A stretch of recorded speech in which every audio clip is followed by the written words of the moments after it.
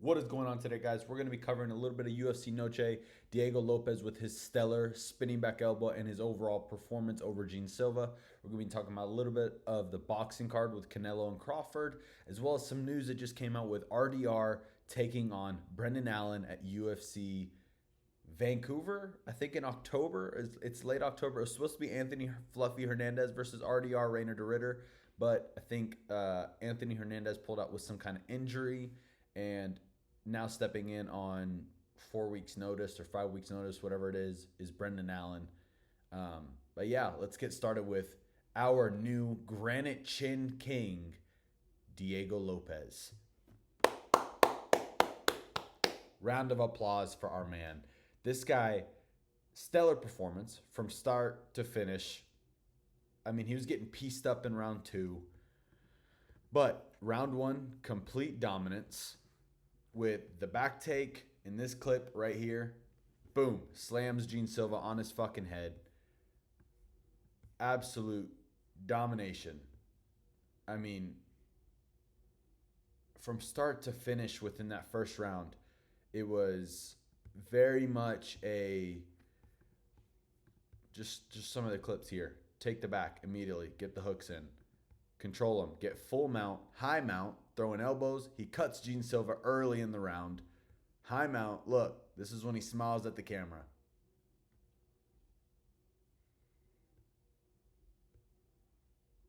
Beating him up, beating him up, beating him up, beating him up. This is basically all around one. Obviously, we've seen guys with less, doing less than what Diego Lopes did to Gene Silva and get a 10-8 round. I think, in my opinion, it should have been a 10-8 round. It wasn't. I think it should have been. He was dominating him on the ground. He cut him open on the ground. He slammed him. Gene Silva had no way of getting out of there. Should have been a 10-8 round, in my opinion.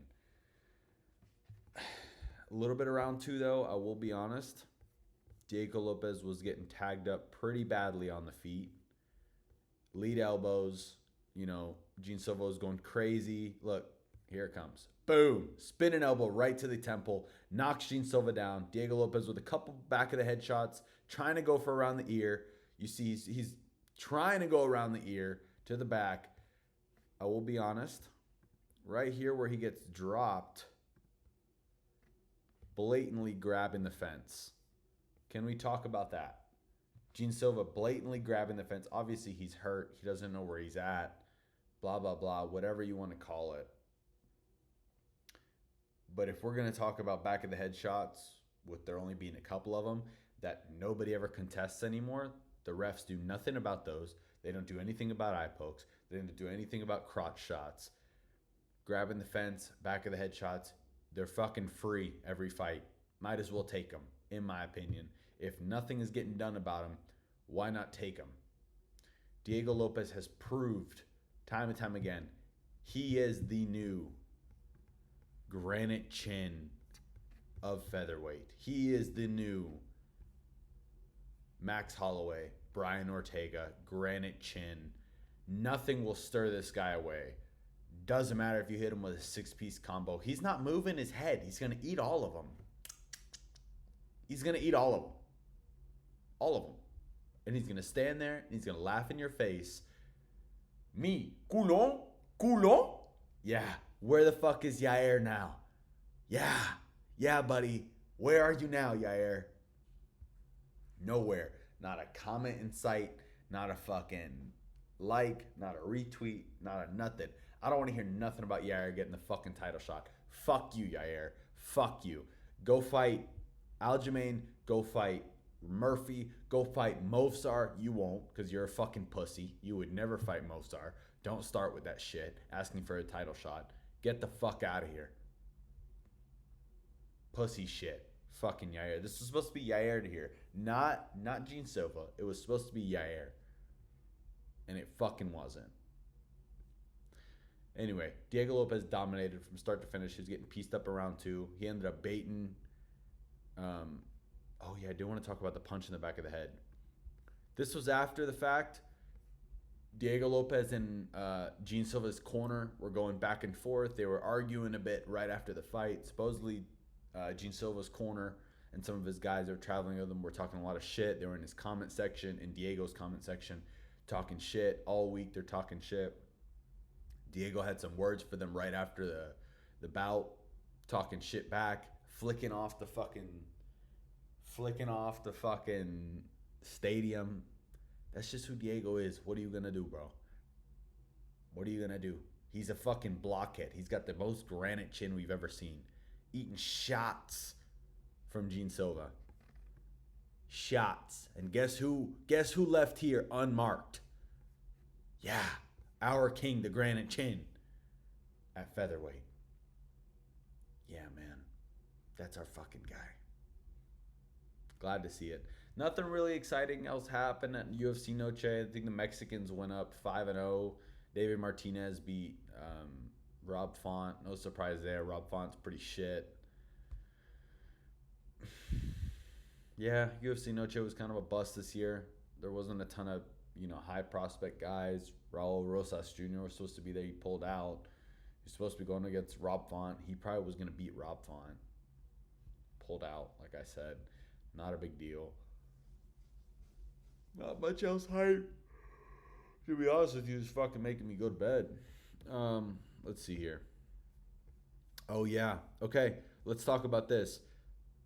Reiner de Ridder takes on Brendan Allen at middleweight, October 18th, Saturday, UFC Vancouver Fight Night. It's supposed to be Anthony Hernandez, but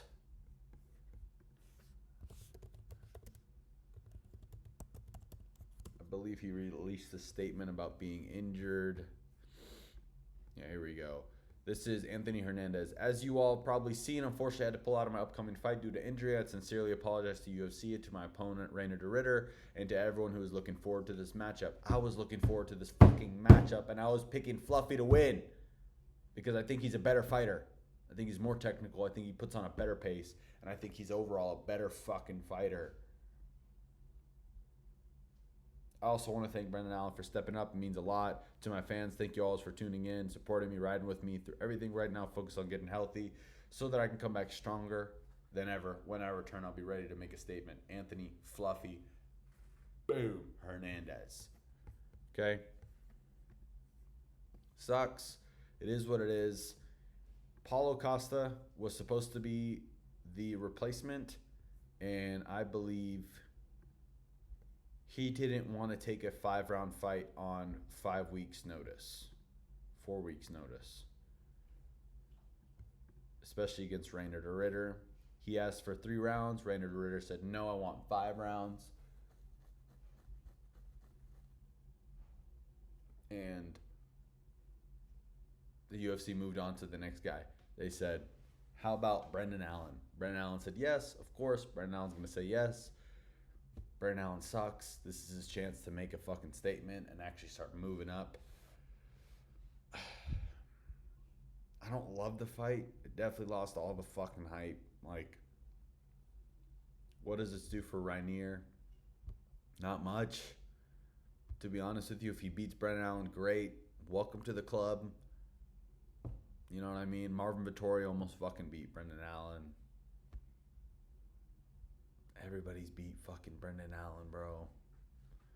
It's not that big of a deal. I think he's very good for middleweight, but Fluffy versus Reiner de Ridder was the real number 1 contender. Now I think this opens up the division for the Imavov versus Khamzat Chimaev matchup, which I think is probably going to happen in January or February, probably early next year, because the Chimaev fight just happened in, August? Right? August in Chicago? So what is that? September, October, November, December, January. 5 to 6 months. January, February. If he gets matched up then, which I think they're trying to save him as well as Ilya for next year on the Paramount Plus, I guess, first year of business, We got some good fights coming up for October. with Reiner de Ritter, obviously supposed to be Anthony Hernandez. Still a good fight. Brendan Allen, not as much hype, but whatever. It is what it is. Charles Oliveira versus Fiziev. And this brings me to my next point. Why are we getting no hype for this entire card, man? This is one of the best cards we've had all year. The return of Poatan, Alex Pereira versus Ankalaev, the inbred beast from Dagestan. Merab showing up for a third fucking time this year. Insane how the champion is more active than its competition at bantamweight against Corey Sandhagen. Yuri Prochazka versus Khalil Roundtree. Both guys showed up twice this year so far. Big fights. Josh Emmett versus Yusuf Zalal. Zalal's finally getting the push. Good fight. I think he's going to win that matchup because Josh Emmett doesn't know how to close the distance. And Zalal's probably going to do a stick and move around the entire octagon. Joe Pyfer versus Magomedov. Abus Magomedov. I guess winner gets a ranking at middleweight. I'm probably going to go with Abus with that one. He's probably going to tune up Pyfer as long as he can stay away for the first round. If Kevin Gastelum could do it, Abus should wash him. That's my initial reaction to this fight. You know what? For the Rainier de Ritter one versus Brendan Allen, I'm going with Rainier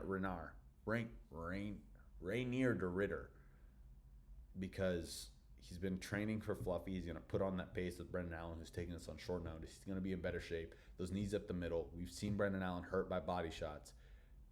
There's no way Brendan Allen wins this fight, man. Unless RDR shows up super injured, super busted up, super tired. I don't think he's going to beat RDR, in my humble opinion. Going with Zalal, early prediction. Magomedov over Pyfer for UFC 320. Probably Yuri Prochazka over Khalil Roundtree. I don't think another soul beats Yuri other than Alex Pereira. I just don't think so. I would even pick Yuri over Ankalaev. I think Yuri's that fucking good, man. He figures it out. He's kind of like a Drickus at light heavyweight. He'll figure it out. I'm going with Merab to steamroll Sandhagen. I don't think Sandhagen's ever been manhandled like this before. And I think I'm going to go with Alex Pereira over Magomedov. Magomed Ankalaev. Excuse me. They all look the fucking same. Yeah. I think Alex Pereira had all those injuries coming into the first fight. The virus, the hand injury, the activity. And I think with ample rest and recovery like he has had for this fight, it's been since March, beginning of March. So that's April, May, June, July, August, September, October. 7 months of recovery. This guy took 3 or 4 fights within an 11-month period, all title fights last year. Then he fought again beginning of this year. Back to back to back to back to back.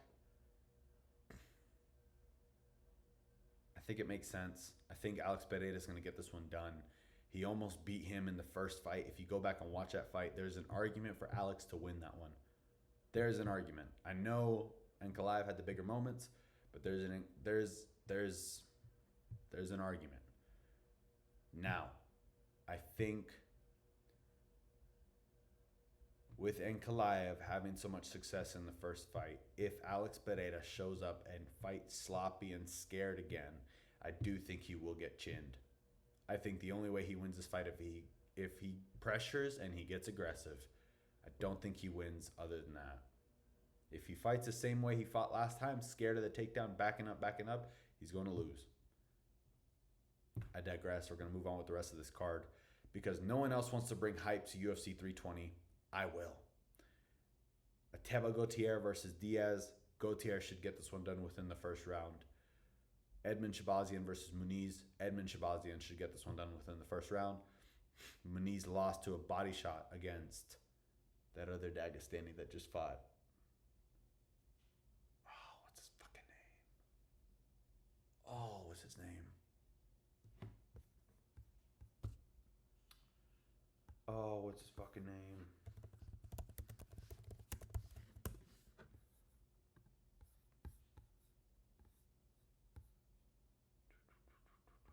Oh, he's out of the rankings. He fought Robert Whitaker. Ali Skarov. He lost to a body shot against Ali Skarov. What the fuck? That shit looked fake as shit. Brahimaj versus Vanderford. I'm going with Brahimaj. I think he's very good. Chris Gutierrez versus Basharat. Gutierrez should win that one. Santos versus Yu. I like Yu. I think Yu's very good. I think Yu's probably going to get the early KO in that one. Chiasson versus Santos. Chiasson should win that one, obviously. And Willax versus Patchy Mix. Willax should win that one. I think he's very good. He's a very good prospect. If Patchy Mix shows up how he did last time, he's probably getting chinned. Hardy versus Walker. You fucking pick, big guy. My point is there's been no promotion. There's been no love. There's been no backing behind UFC 320. Merab is becoming a good star. The UFC's not pushing him. Alex Pereira was the 2024 and 2023 standout athlete. There's no push. There's no love. There's no promotion. Ankalaev needs the help. Why wouldn't you give it to him? Nobody knows Sanhagen. He needs the help. Why wouldn't you give him the promotion? I don't understand why the UFC gives no promotion anymore like they used to. Yuri Prohaska versus Roundtree is probably going to be one of the most violent fights we've ever seen in the octagon. No promotion, no love, no push. I don't understand it. What happened to the company that we all knew and loved? Past tense. Canelo versus Crawford got a lot more promotion and a lot more of a push, which brings me to my next point.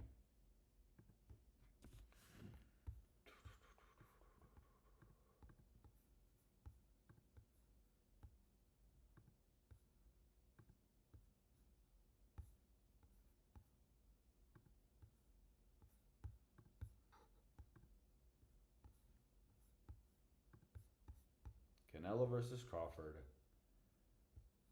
It was almost 1 a.m. Eastern time when Canelo actually made the walk. Crawford basically outboxed him the entire fight. He won almost every single round. Some of these rounds, there were only 6 strikes.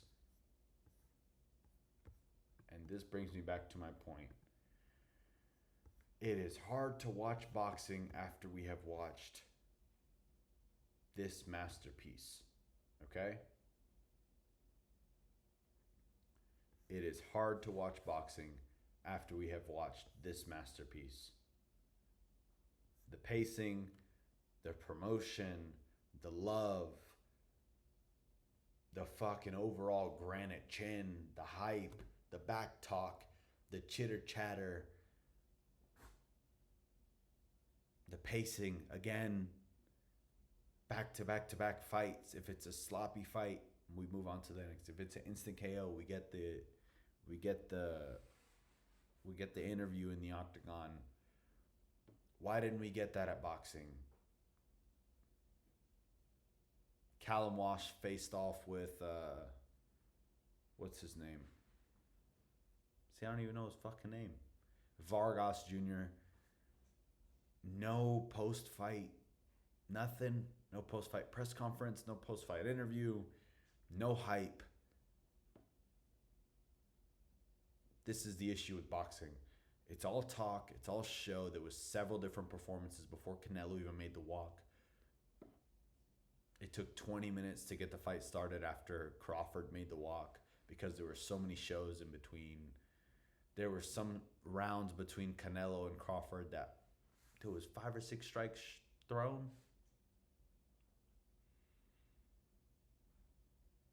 It sucks, man. It fucking sucks. It's so hard to watch. It makes me want to throw up. My wife was watching and she fell fucking asleep. It only got heated up in the ninth round when they were both standing in the pocket and trading, and then they both left. Crawford got headbutted at one point, got a little cut over his eyebrow. I don't understand why these guys make so much fucking money. It doesn't make any sense. These guys are not putting their life on the line. They are boxing in a ring with padded fucking gloves, throwing 6 strikes around sometimes off the gloves. It's hard for me to respect them as fighters when there's people leaving the octagon looking like this.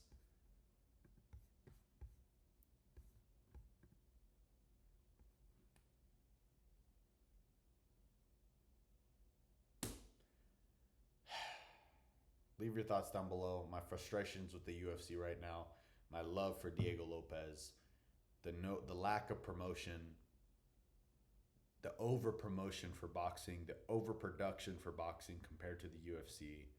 I just wish the love was spread a bit more and these athletes got paid what they deserve.